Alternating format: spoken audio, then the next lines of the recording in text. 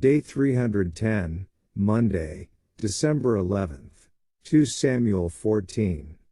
2 Samuel 14 1-33 NKJV. So Joab the son of Zeruiah perceived that the king's heart was concerned about Absalom.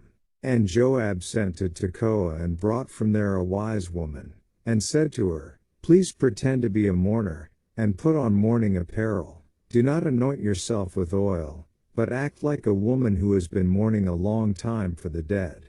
Go to the king and speak to him in this manner. So Joab put the words in her mouth.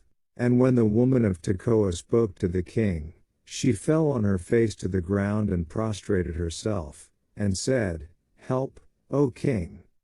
Then the king said to her, What troubles you? And she answered, Indeed I am a widow, my husband is dead. Now your maidservant had 2 sons, and the 2 fought with each other in the field, and there was no one to part them, but the one struck the other and killed him. And now the whole family has risen up against your maidservant, and they said, Deliver him who struck his brother, that we may execute him for the life of his brother whom he killed, and we will destroy the heir also. So they would extinguish my ember that is left, and leave to my husband neither name nor remnant on the earth. Then the king said to the woman, Go to your house, and I will give orders concerning you. And the woman of Tekoa said to the king, My lord, O king, let the iniquity be on me and on my father's house, and the king and his throne be guiltless. So the king said, Whoever says anything to you, bring him to me, and he shall not touch you any more. Then she said, Please let the king remember the Lord your God, and do not permit the avenger of blood to destroy any more, lest they destroy my son. And he said, As the Lord lives, not one hair of your son shall fall to the ground.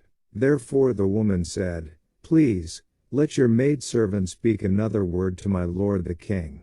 And he said, Say on. So the woman said, Why then have you schemed such a thing against the people of God? For the king speaks this thing as one who is guilty, in that the king does not bring his banished one home again. For we will surely die and become like water spilled on the ground, which cannot be gathered up again. Yet God does not take away a life, but he devises means, so that his banished ones are not expelled from him. Now therefore, I have come to speak of this thing to my lord the king because the people have made me afraid. And your maidservant said, I will now speak to the king. It may be that the king will perform the request of his maidservant. For the king will hear and deliver his maidservant from the hand of the man who would destroy me and my son together from the inheritance of God. Your maidservant said, The word of my lord the king will now be comforting. For as the angel of God, so is my lord the king in discerning good and evil. And may the Lord your God be with you. Then the king answered and said to the woman, Please do not hide from me anything that I ask you. And the woman said, Please, let my lord the king speak. So the king said, Is the hand of Joab with you in all this? And the woman answered and said, As you live, my lord the king, no one can turn to the right hand or to the left from anything that my lord the king has spoken. For your servant Joab commanded me, and he put all these words in the mouth of your maidservant. To bring about this change of affairs your servant Joab has done this thing. But my lord is wise, according to the wisdom of the angel of God, to know everything that is in the earth. And the king said to Joab, All right, I have granted this thing. Go therefore, bring back the young man Absalom. Then Joab fell to the ground on his face and bowed himself, and thanked the king.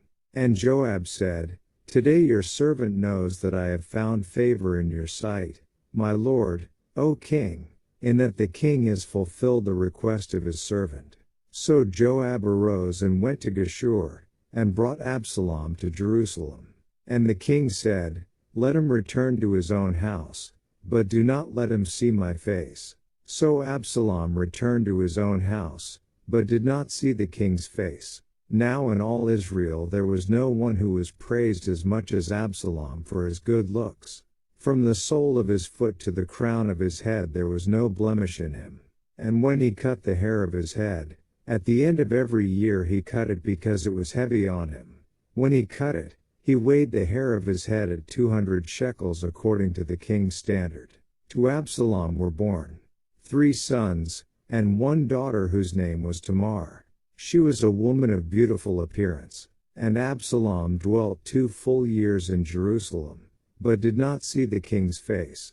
Therefore Absalom sent for Joab, to send him to the king, but he would not come to him. And when he sent again the second time, he would not come. So he said to his servants, See, Joab's field is near mine, and he has barley there, go and set it on fire. And Absalom's servants set the field on fire. Then Joab arose and came to Absalom's house, and said to him, Why have your servants set my field on fire?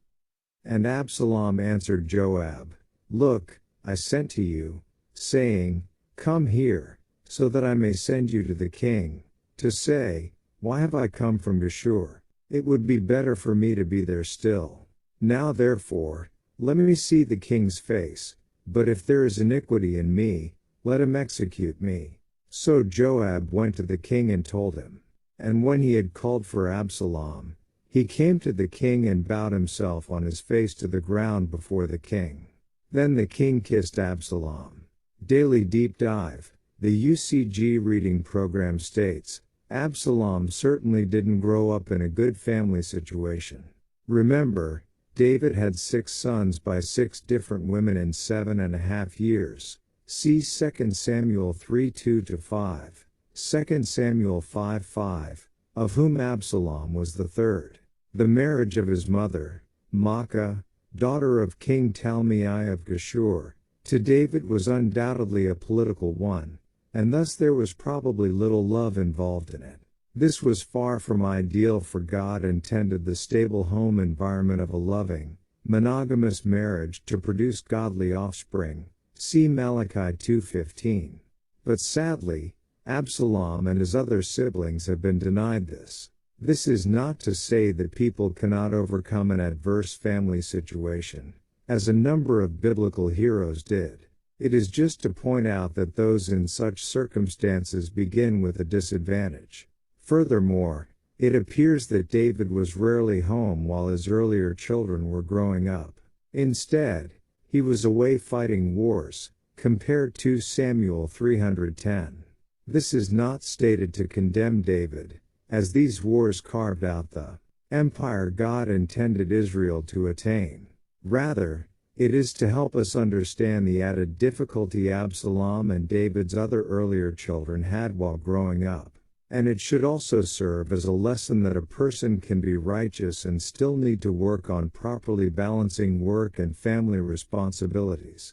It should also be pointed out that Absalom was a teenager when David committed his terrible sin with Bathsheba and Uriah.